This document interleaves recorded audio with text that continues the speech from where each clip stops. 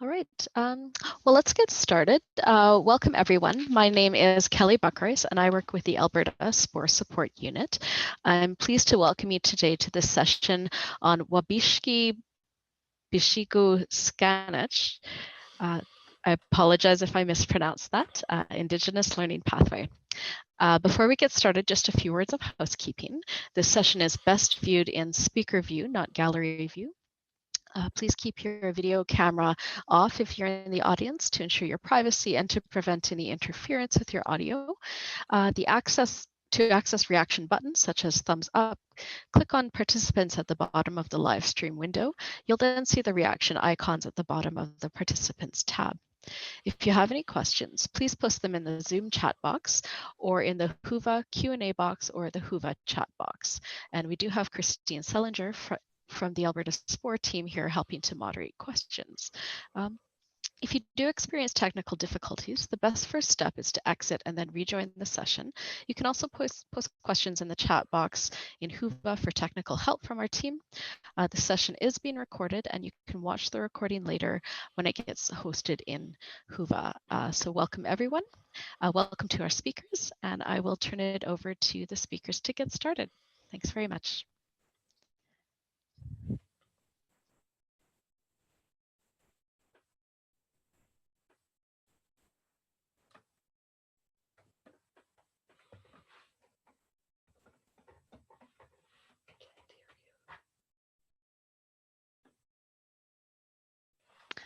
Oh, apologies, Craig. Looks like you're still muted. Oh, classic move. Stay muted. Yeah, I was just saying, thank you, Kelly, for getting us started with the housekeeping. Just to let everybody on the session here know, I'm Craig-Setee. I'm the IPERC coordinator at Can-SOLVE CKD Network. So I just wanted to start off our session here to acknowledge a territory where ABSPOR would be taking place if we were meeting in person. So just to say that we acknowledge the traditional territory of the Blackfoot Nations, as well as the Tsuut'ina and the Stoney Nakoda First Nations and the Métis Nation that are all a part of the Treaty 7 territory in southern Alberta. So just wanted to start with that. And with that, also wanted to ask, I guess, that we have people from different parts of the country, and we had a poll just asking people to share what Indigenous territory that you're calling from. So I'm going to pass it over here to Kelly, and she's going to do a quick poll. Sure. So in the chat box, I've put a link in. You can go there and see here to continue. And I'm going to share my screen. Please enter your answers in the poll link, and we'll see the different territories.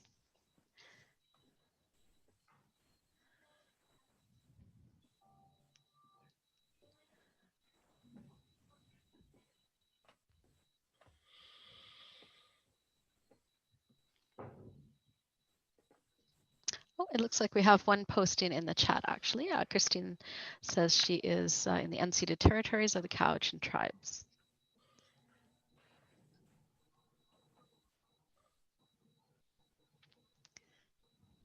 Okay, well, please feel free to answer at any time. We'll keep the poll link up in the chat, but why don't we get back to the presentation, Craig? I'll stop sharing my screen.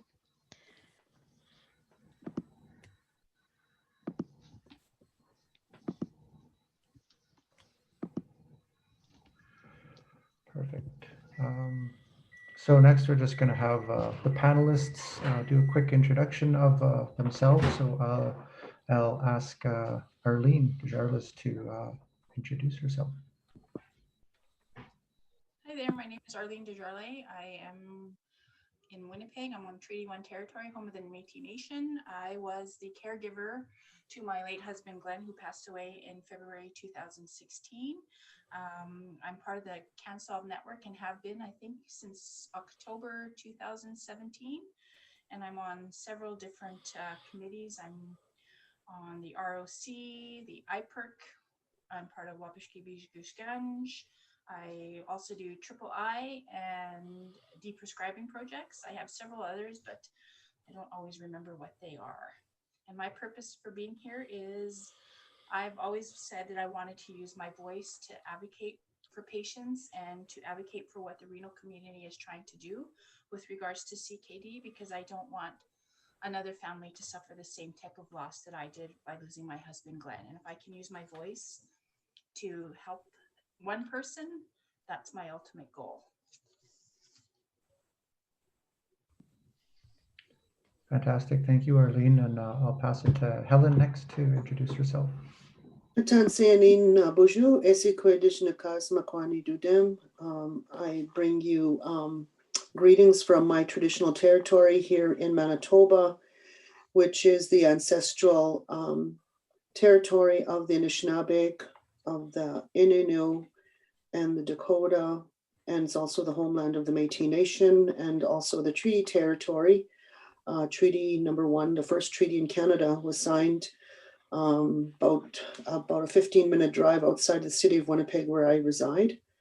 And I greeted you in my language, which is Anishinaabemowin. I'm a First Nations woman. And my English name is Helen Robinson-Setee. And I'm part of the Can-SOLVE CKD Network as a caregiver. I have 2 sons. My younger son, Kevin, developed chronic kidney disease when he was 10 years old and required a kidney transplant in his early 20s when he was 22. And his kidney donor ended up being my son, Craig, who is our host today.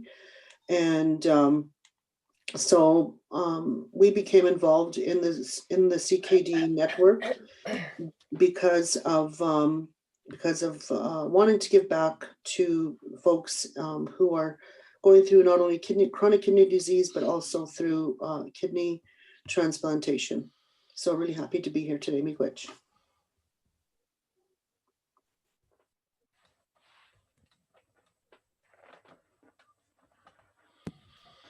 Thank you, Helen. I'll pass it on next to Catherine to introduce herself. Hi, my name is Catherine Turner. I am from the Métis Nation in Manitoba. Since 1992, I have lived on beautiful Vancouver Island, the ancestral unceded territory of the Comox First Nations. I am the Indigenous Liaison Manager for the Can-SOLVE CKD Network, as well as the coordinator of one of 18 projects within the network, working in partnership with the First Nations Health Authority to deliver the Kidney Check project in BC. I am a member of the IPER Council and co-chair of the Knowledge Keepers in Research, a component of the Wabishki Bizhiko Skaanj learning pathway. Thank you. Thank you, Catherine. I'll pass it over to Malcolm. Hello, everyone. I'm Malcolm King, a member of Mississaugas of the Credit First Nation in Ontario, and born into the Crane clan. I am currently living in Saskatchewan, a Treaty 6 territory, homeland of the Métis, but temporarily wintering in Osoyoos Indian Band territory in southern BC. I'm scientific director of the Saskatchewan Center for Patient-Oriented Research and a professor at the University of Saskatchewan. I'm part of Can-SOLVE CKD's IPERC, as well as the Research Operations Committee. And I was formerly serving as the scientific director for Indigenous Health at CIHR. I believe very strongly that Indigenous health and wellness through research needs achievement through respectful engagement. And that's really a lot of what Wabishki Bizhiko Skaanj is about. And so that's why I'm here. Miigwech. Thank you, Malcolm, for that, and for the panelists all for introducing yourselves. And just to let everybody know who I am, I'm Craig-Setee. I'm the coordinator of IPERC, and IPERC is the Indigenous Peoples Engagement and Research Council. That is one of the two patient groups within Can-SOLVE CKD Network. I am originally from Winnipeg, Manitoba, Treaty 1 territory. My family comes from a couple of different First Nations. So I'm a Cree person from Fish River Cree Nation, and I'm also Anishinaabe, and have family ties to Dauphin River First Nation and a few other communities around Lake Winnipeg in Manitoba. So that's a little bit about me, and I guess my role today here is to be a helper, and have done a lot of helping in community and other aspects. So I would like to think of myself as a shkabe, as we would say in back home. And I currently live in Vancouver on traditional unceded territory of the Coast Salish people, the Musqueam, Squamish, and Tsleil-Waututh nations in and around Vancouver area. So I'll move on to the next slide here and pass it over to Helen to share the next slide.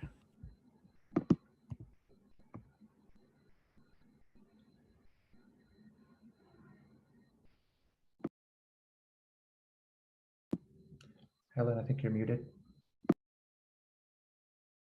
Oh, okay. Thank you, Craig. Sorry about that. So this slide talks about our learning pathway, which you see on the left-hand side there with the 6 visuals. But we're going to be talking more in depth about those further into the presentation. So I'm not going to spend a lot of time talking about that, but part of my role with the learning pathway is I'm the project lead for the Wabishki Bizhiko Skaanj. And so we're going to be sharing more about that in a few minutes. But what I wanted to focus on was the 4 L's of the Wabishki Bizhiko Skaanj. And the first one you'll see there in the east direction is looking. And so part of this Wabishki Bizhiko Skaanj with looking is what we want to really look at, what we really want to do with this particular teaching or principle, as some people would call it, is to look, to observe and examine racial identities, privileges, and biases. We're moving into the south there. We talk about listening. And part of this listening is around listening to Indigenous voices. So not only ours as patient partners and patient caregivers and recipients and donors and those living with CKD, but also to share like our experiences and also to share our expertise through multiple learning styles. Moving into the west, you'll see their learning, and part of that learning is to look at your own knowledge about the history and colonization of Canada and its impacts on Indigenous peoples and their health. And the interesting thing about these 3, looking, listening, and learning, this is also the tagline for the research for Can-SOLVE CKD Network. One of the things, though, that we added for the Wabishki Bizhiko Skaanj learning pathway is a 4th L, and that one is leading, because part of what we feel is that through leading, we really reflect on our learnings and our commitment to taking appropriate actions and building genuine partnerships with Indigenous peoples and communities. So we feel that what we've learned, what we've experienced, and what we learned really transpires into that leading part. So I'm going to turn the next slide over to Catherine. Thanks, Helen. The Can-SOLVE CKD Network is a national network that brings together kidney patients and caregivers, researchers, healthcare providers, policymakers. Can-SOLVE is the overarching chronic kidney disease network that brings all of this work together. Next slide.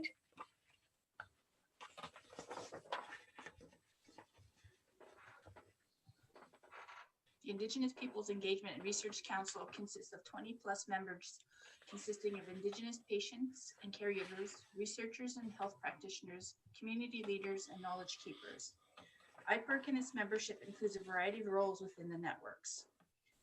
IPERC's purpose and mandates are directly linked to the reason why Wabishki Bizhiko Skaanj learning pathway and inclusion of trainings to increase cultural awareness, competency, humility, and safety when partnering with Indigenous peoples and communities in research. IPERC's purpose is to serve the awareness and facilitate the meaningful engagement in patient-oriented kidney research involving First Nations, Métis, and Inuit across Canada. Our mandate is to ensure that patient-oriented kidney research appropriately incorporates, addresses, and respects the unique needs and perspectives of the Indigenous peoples in Canada, such as to concretely bridge the gaps in health outcomes between Indigenous and non-Indigenous communities. Next slide. IPERC supports and collaborates grounded in traditional values and partnerships with Indigenous communities. Next slide. So the next slide. So Wabishki Bizhiko Skaanj within Can-SOLVE CKD is all about kidney research through an Indigenous lens. For research with Indigenous peoples to be effective, it has to be collaborative and respectful. And that requires a certain amount of training and education. And that's what we're about, educating researchers and healthcare providers to work collaboratively and respectfully with Indigenous peoples. Helen will continue the story.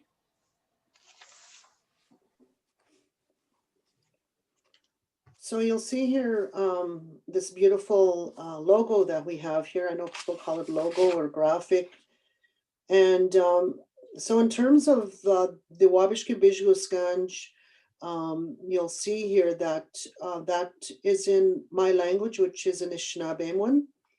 It's a language that's here in Manitoba, but in other provinces as well too. And we just felt that it was important to adopt a language, and certainly people can use their own languages as well too. But for the purpose of this learning pathway, we had an elder that his name is Dan Thomas, that did a ceremony for us, a pipe ceremony, with the group that was in one of the earlier pictures there that Malcolm was talking to.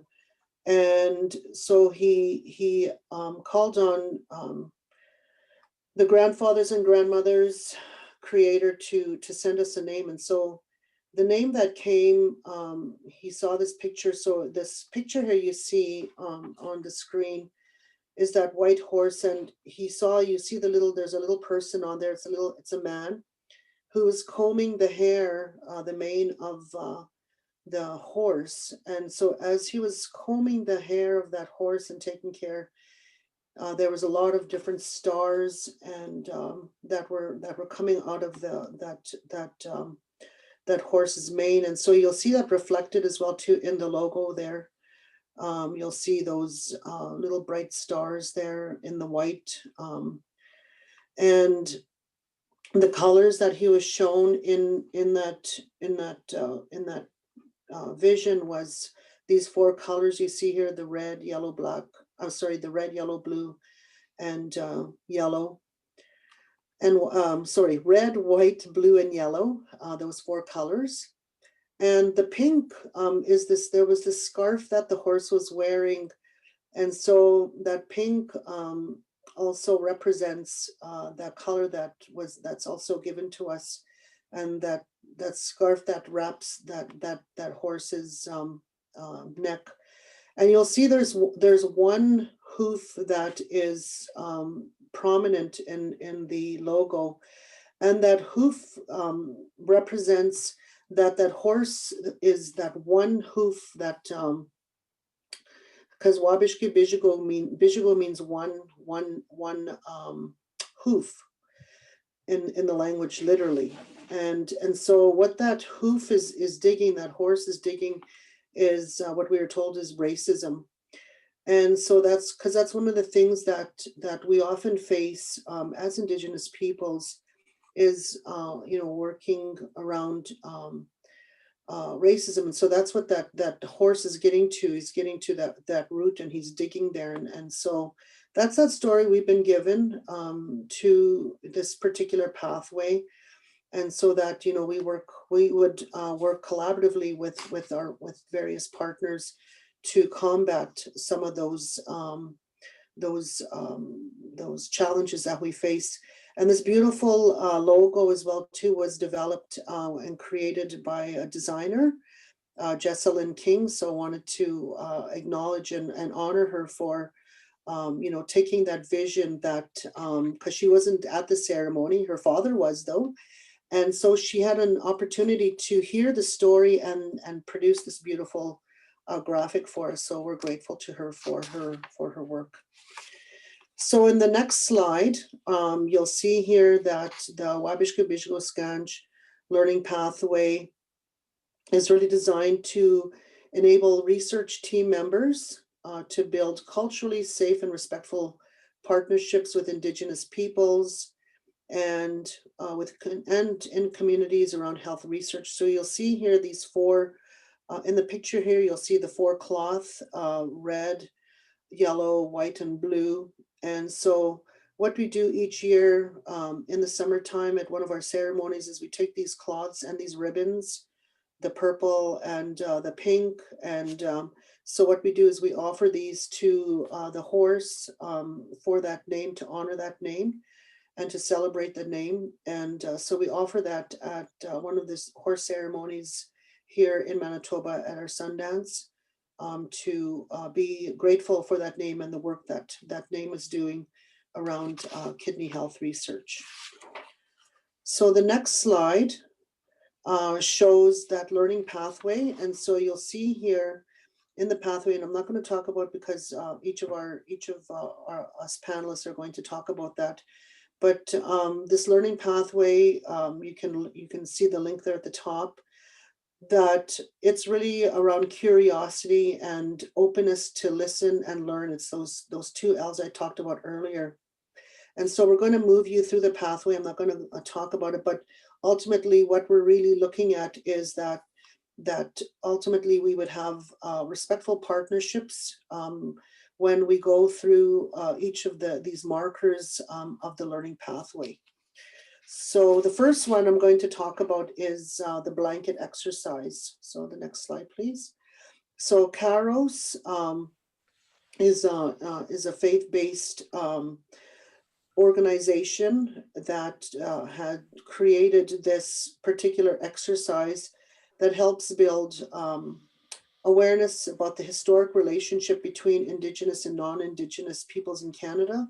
And so you'll see me standing on blankets there. And what those blankets represent is it represents North America. And it's a simulation exercise where individuals, once they step on those blankets, they become an Indigenous person through the simulation. And it walks you through, the whole exercise walks you through the past 500 years, the present and the future. And so we felt that this was, it takes about 2 hours. There was about 70 people that participated in this particular exercise from our network. And so it gives you a snapshot of history, the impact of colonization, and how we're still affected today. The next slide, Catherine's going to share with you around Sanyas. Catherine? Thanks, Helen. Yes, so another component of the learning pathway is the Sanyas Indigenous Cultural Safety, which is an online facilitated training program designed to increase knowledge, enhance self-awareness, and strengthen the skills of those who work both directly and indirectly with Indigenous peoples. Next slide.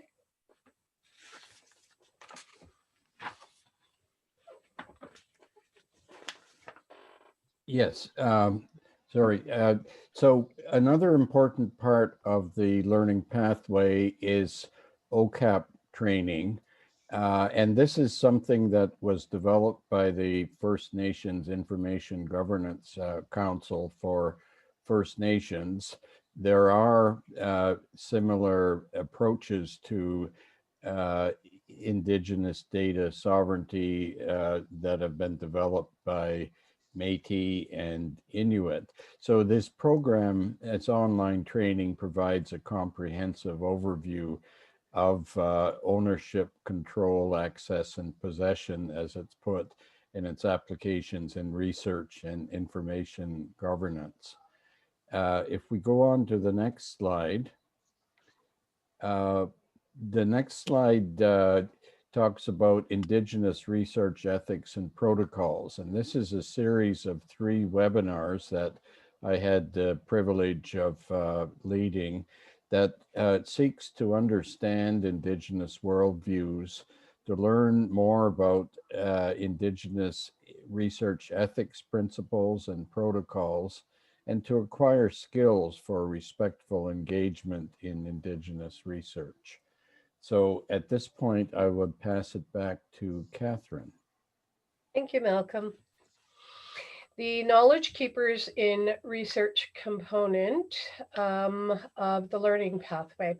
The vision for this learning component is to create a culturally competent space for researchers and knowledge keepers to come together to honor various forms of knowledge in partnership with the knowledge keepers, to validate the importance of involving Indigenous knowledge keepers within the research process, and to foster ongoing relationships with Indigenous knowledge keepers.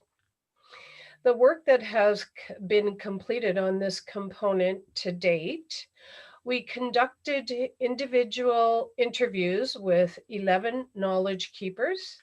And this is a photo that was taken at an event we hosted in October of 2019 in Vancouver with knowledge keepers from several First Nations and Métis communities.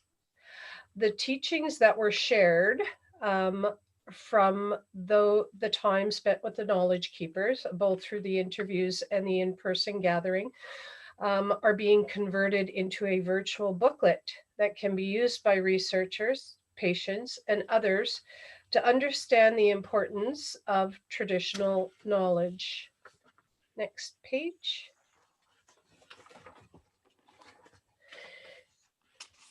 So from the interviews and the in-person gathering, 7 strands of knowledge have been formed that are part of the online booklet. Those 7 strands that will be supporting culturally safe partnerships are 1, essential foundational teachings, 2, preparation for meeting with a knowledge keeper, 3, the ask, 4, acknowledgement and protocol, 5, knowledge, 6, who is a knowledge keeper, and 7, relationships. Next slide, please. So here we're, where are we going with Wabishki Bizhiko Skaanj? What's next? So first of all, it will be continuing the rollout of existing resources and outreach and implementation and spread of the learning pathway, not only through our network, because that's our primary focus, but really making it available much more widely. We want to have an evaluation, and that'll be in 2 areas. So the first 2 L's, the look and listen, will be the object of this first evaluation. At that point, we'll identify additional learning gaps and develop and pilot new materials and continue this outreach that we talk about. And at that point, we will look to do a second evaluation. What have people learned and how have they learned to lead in respectful engagement? Because ultimately that will make research with Indigenous peoples much more effective. Thank you.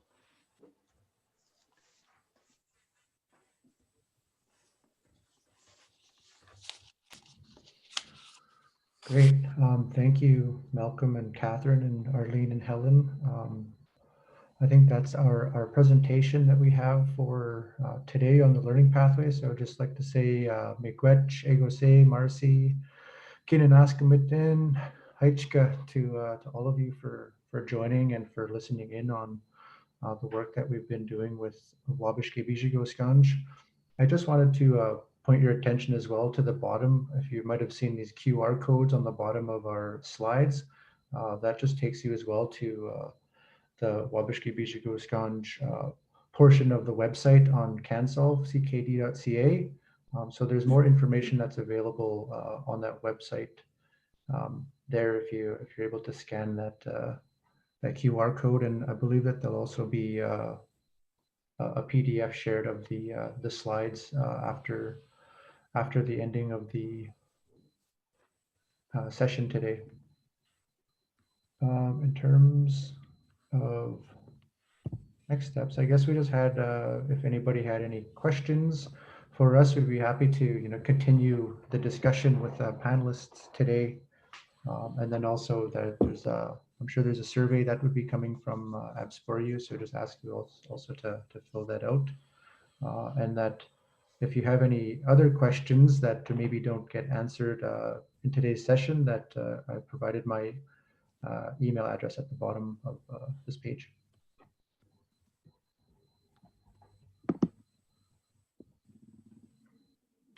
Okay, just looking in the chat box here, and I'm seeing there's a question from Pat Atherton. She says, hello, Malcolm. You spoke about developing and piloting new materials. What's the plan for determining what the gaps are and what's needed? Well, thank you, Pat, for that question. And I would say there's two parts to it. First of all, it's an important thing for Can-SOLVE CKD.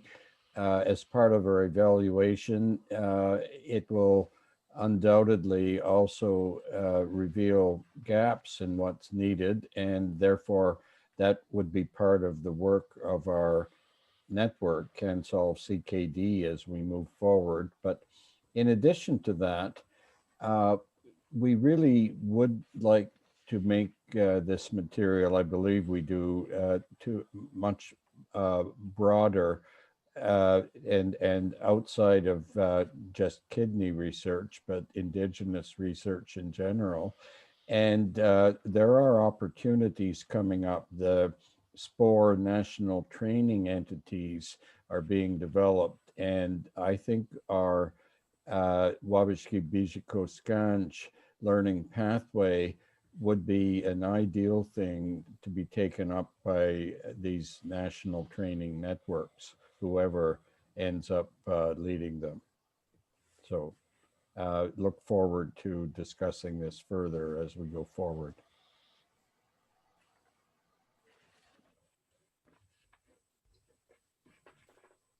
Awesome, Looks like thank you. Sorry, go ahead, Craig.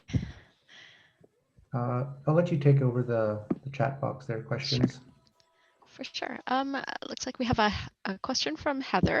Heather's asking, we have also recently started an environmental scan of the Indigenous health research work across the SPOR networks and other SPOR entities, which will help us determine any gaps. So thanks for that comment, Heather. Did anyone of our speakers have any response or anything to add to that comment? How will this impact uptake of the initiative? I would say that actually Heather's comment is really apropos, and it's consistent with what I said. I mean, it's something that that Can-SOLVE CKD, and she's the executive director, so she obviously knows as well as anyone where we need to go. But I also then feel that what we've developed has broader applicability you know, beyond just the specific field of kidney research into other areas of Indigenous health and wellness. And so it's something that is bigger than just Can-SOLVE, I think. That's a really interesting point, and it makes me think about spread and scale. And I guess outside of the CKD network, where do you see some potential for sharing sharing the knowledge from the initiative?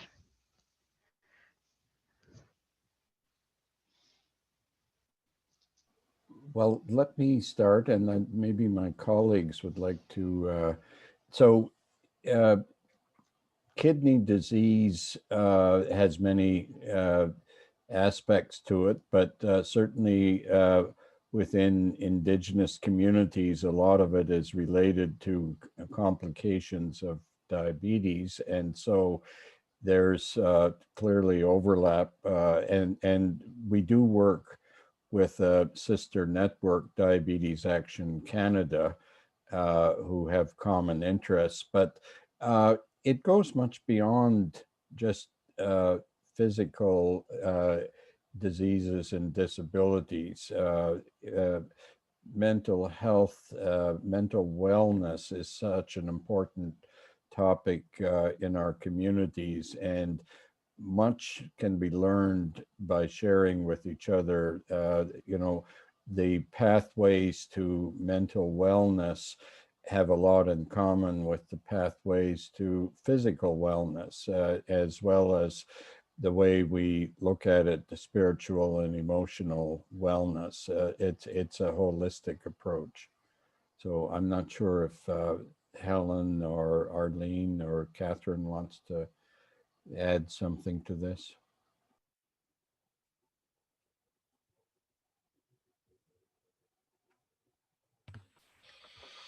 Hi, it's Helen. I think the other part too that's really important to remember, you know, when we're developing these type of learning pathways, because this is a learning pathway, it's not the learning pathway. And so, you know, these learning pathways can be applied to various groups. They can adopt it and adapt it as needed. You know, this pathway was developed for, you know, this particular network. This particular network doesn't own it. You know, this knowledge belongs to us as Indigenous people. And I think that's also a really key component too, is that as Indigenous people, you know, we need to lead this work. We need allies to walk with us. But I think that it's also very critical as well too, that Indigenous people lead these ways. You know, these are a lot of these stories, like somebody was asking a question in the chat box there about the KAIROS blanket exercise. And, you know, that KAIROS blanket exercise, I'll just use that as an example.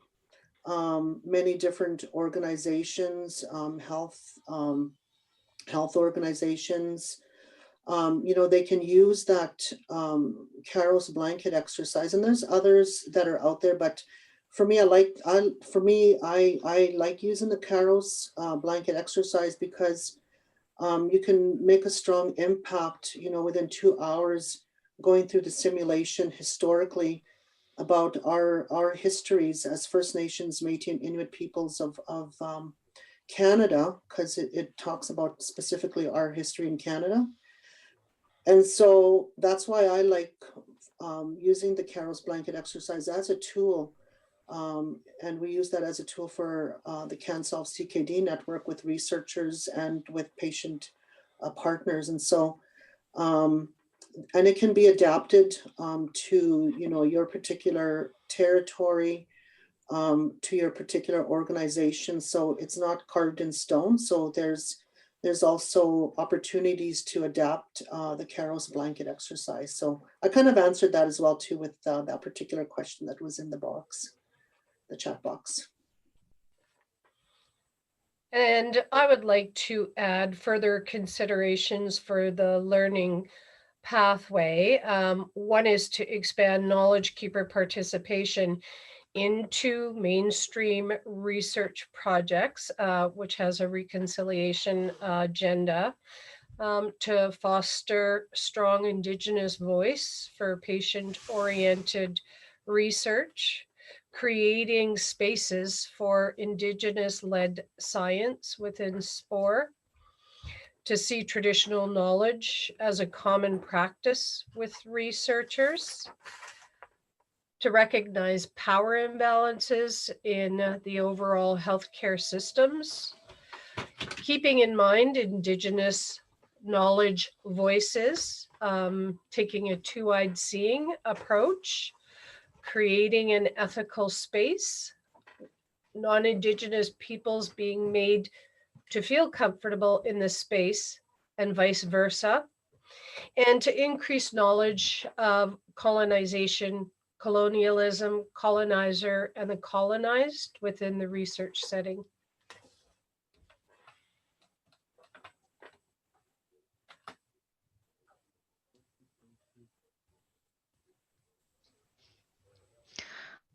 Thanks very much for those responses, Catherine. Thank you very much for making that point. I think it's incredibly important insights you shared there, and it makes me think as well about what are some pathways for more formal uptake in terms of, for instance, in informal medical education settings.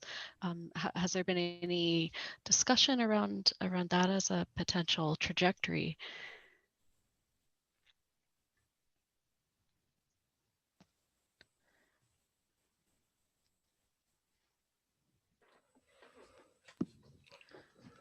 Are you asking, just to clarify a little bit, are you just asking about if even like learning pathway training markers are being taken through medical education trainings? Yeah, is there any plan to target more formal education settings so that these learnings become part of the development of a clinician's own practice? It's Malcolm. Maybe I could tackle at least part of it. So these are these various parts of the pathway, in a way, all arose somewhat independently. You know, the KAIROS blanket exercises developed on its own, as Helen pointed out. The OCAP is something that the Assembly of First Nations, the First Nations Information Governance Council developed. The webinars on engagement and ethical engagement are actually based on materials that Alexandra King and I developed at Simon Fraser and now at University of Saskatchewan as part of teaching, graduate teaching. I would see the knowledge keepers in research as, and Catherine was talking to that, as something that ought to be brought forward as vital knowledge for people wishing to engage in Indigenous health research. And so I think there's opportunities there to bring things like knowledge keepers in research into academia as part of the training. And I'm not sure whether other people on the call would like to comment further on what could be done. It's Helen here. One of the things that we've talked about, for example, with respect to the learning pathway is like, for example, when people are applying for research grants pertaining to Indigenous peoples. And so one of the things that we've talked about is using perhaps some of these markers as evaluation components for folks who are wanting to apply for research grants, because a lot of times people, apply for grants related to Indigenous people. Meanwhile, they've never stepped into a First Nations, a Métis or Inuit community, or for that matter, have worked with Indigenous people, or even know, like Malcolm was talking earlier about, our ethics and protocols. So we really feel that, part of these different markers could really help, when people are looking, for example, at research grants and applying for them. As well too, Kelly, you'd mentioned, like, for example, like perhaps as well too, folks who are going to be like medical doctors or nephrologists or other types of specializations. Certainly some of these, and if they're working within Indigenous communities or working with Indigenous peoples or just with people in general, this is good. These are really good tools that could be used, to before folks get their, their certification or their accreditation. So we've started having those discussions, and so we haven't really moved forward anywhere with it because this is a kidney network, and I think it's bigger than the kidney network. The kidney network here has these tools to use for researchers and for patient partners, but I think it's a bigger question, and it's bigger than this network. There was also a question in the chat from Danielle that ties into that, I think. And she said, "Thank you so much for this presentation. This is such an important learning pathway.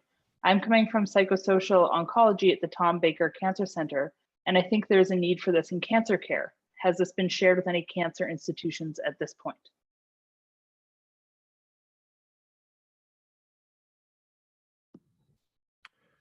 It's Craig here. Not that I know of off the top of my head. It's been primarily shared within the Can-SOLVE network, and then shared also through presentations such as this and with other partners. So I don't think it's been specifically shared with cancer care institutions, but probably something to add into the future directions for looking at where to offer this part of the learning pathway as well.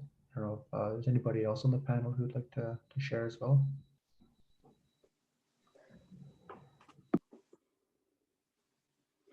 It's Helen here. I also think that as part of looking at a national training entity,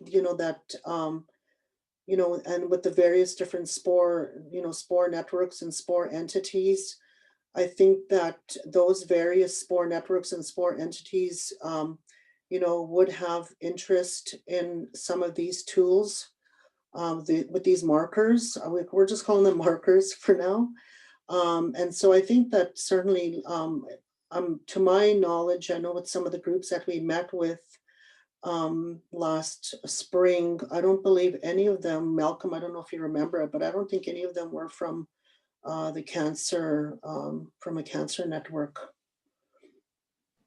No, I don't think so, but I appreciate the comment from Danielle, and I would invite her to get in touch with us, and maybe we could explore how we could help you, because I truly believe that this has broader applicability than just our own chronic disease approach.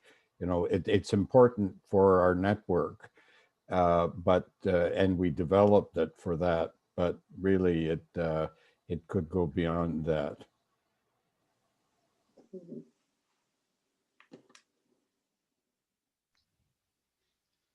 Okay, thanks very much for that response. And just a comment from Heather that SANYAS is required training with PHSA in BC, and a number of organizations across Canada are making the training available, Ontario Public Service, etc.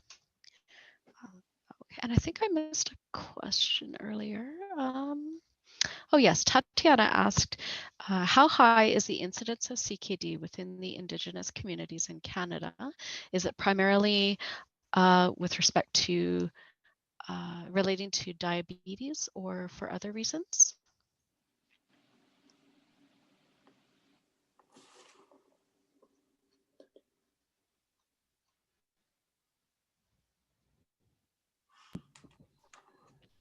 I'm not a medical doctor, but from some of the information that has been shared through through our network, I've heard that it's 1 in 3, 1 in 4 individuals in Canada with CKD are Indigenous people, so that Indigenous people are experiencing much higher incidences of CKD, and could be related to a number of factors. You know, some of the things that we point to as well are that you know, there's a lot of a rural population, and there's also a large urban population of Indigenous people. So I think depending on where where they're living as well, that can be a part of it too. I know, you know, even some of my relatives who live in some of the northern communities as well, just the price of food, right? To buy healthy, nutritious food like fruits and vegetables is much more expensive than buying, you know, chips and like maybe some pop and stuff like that. So I think that also contributes just to, you know, the diet part of it, and no fault of, you know, our Indigenous relatives living in those communities who, you know, have to pay those higher rates. It's the businesses that are capitalizing on that part of it. So that's one part that I'll add to the discussion maybe about that, and leave it for maybe some others to comment. And so I would just like to say that there are other contributing factors to CKD. And based on many years of research from Dr. Desjarlais, who is a co-lead of the Can-SOLVE CKD Network, expresses, you know, this is one of the many reasons that there is a need for increased kidney health research. And, you know, one of the main reasons that the Can-SOLVE CKD Network was formed.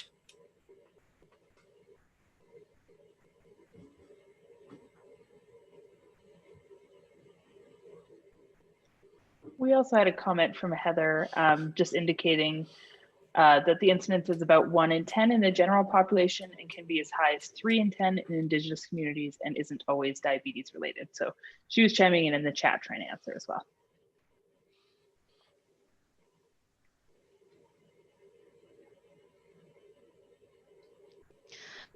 And I just posted my own thought here. Throughout our conference, we've heard from a number of speakers who've talked about shifting away from a deficit-based approach towards a strengths-based approach in both research and clinical care. And I think this is a perfect example of that strengths-based approach. Yes, it's Malcolm. I'd like to take that up. Thanks, Kelly. So one of the important strengths that the learning pathway brings is, for instance, the knowledge keepers in research. Research isn't all about the academic health professional community researching on Indigenous peoples. It really needs to be research with and by Indigenous peoples, and that includes bringing the knowledge that our communities have to solving the issues that can be solved through research. And so I think just realizing that our communities have knowledge that can be brought to bear, and it really actually goes with the much broader area of patient-oriented research in general, not just with Indigenous communities, but bringing people with lived experience into the research adds value to and effectiveness to research. So I appreciate that comment.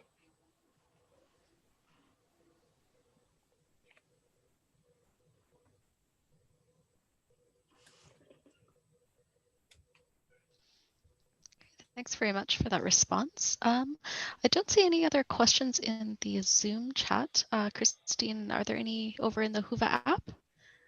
No, there aren't. There's just a comment about the excellent presentation and a thank you to the whole team. Yes. I just wanted to add one last thing before we maybe end the session too, is just we do have like a working group that is part of like Wabishki Bizhiko Skaanj as a working group where we toss ideas around and talk about the evaluation planning and implementation planning. But we just had a meeting recently, and one of the comments that had come out from one of the researchers who leads one of the projects in Can-SOLVE, who's a part of the working group, is that she said that she also sees the learning pathway as a way to build culturally competent Canadians, so that we're, the focus for us is to have this as part of the Can-SOLVE CKD network. But I think that that notion that she shared, that we want culturally competent Canadians and allies to support this work and to work with us, to ensure that we're having culturally safe experiences in research and in clinical settings as well. So I think that's just one last thought that I wanted to share, was just on that part. So just want to say thanks to the panelists here as well for sharing all your knowledge and sharing your time today. So I'll pass it back over to Kelly.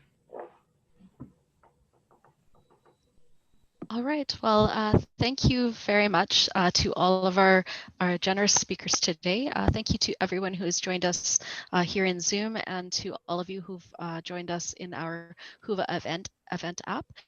Please do continue to post your questions and comments, those of you who are in the Whova app, and the recording of the session will be available to watch in Whova within about 24 hours. We'd like your feedback for the session. If you're in Whova, please click the Rate Session button on the session page in Whova to open the feedback form, and we invite feedback from those of you who attended the live session today, as well as those of you watching the recording in Whova. A reminder that our Twitter contest for everyone presenting a poster or abstract video is open now. Please be sure to vote for your favorite, and winners will be announced after the closing plenary session on November 20th. And on Friday of this week, please join us for our weekly virtual networking meetup. And that session starts at 12 p.m. on Friday in the Whova app. So once again, thank you so much to all of our speakers today, and to all of you who've attended. And I hope you all have a great rest of your week. Thanks very much.